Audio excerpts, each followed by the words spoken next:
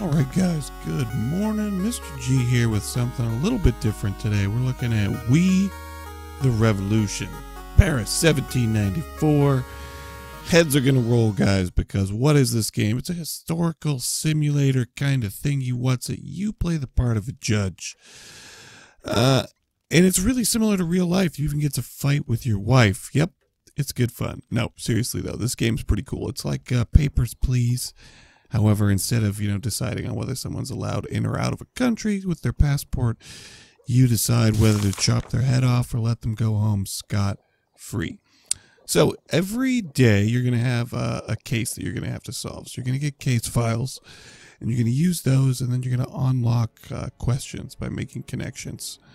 So you're going to have to do your best to connect what things are links, and then that unlocks questions. Questions can then be used to either sway the jury towards, chopping heads off, putting them in jail, or acquittal.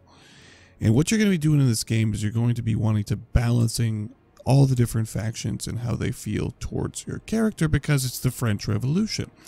Everybody's out to chop off everybody's head. Is this game fun? It absolutely is.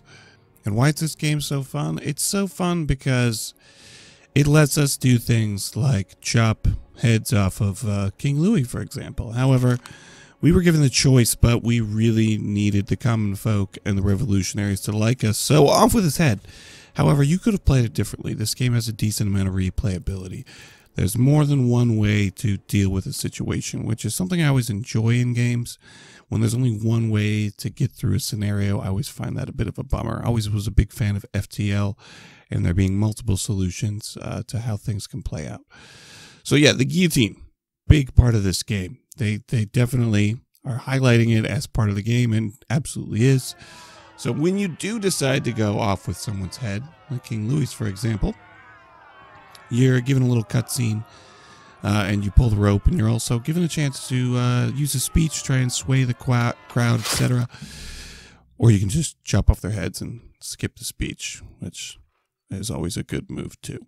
Now, on top of the being a court judge part of the game, you're also doing a little mini-map scenario where you're trying to gain control of Paris itself. So you've got players who can move around, agents that can help you with intrigue, etc.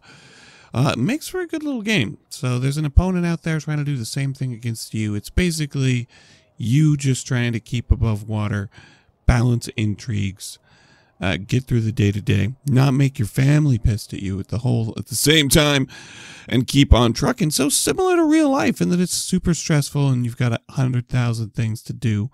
But the nice thing about this game is you can sit down, you can play it for like maybe 10 minutes at a time, get through one day. So if you're a busy guy like me and you've got wife, kids, and an actual family that you're trying to balance and make sure they don't cut your heads off, you can drop in and out of this game, play 5-10 minutes at a time.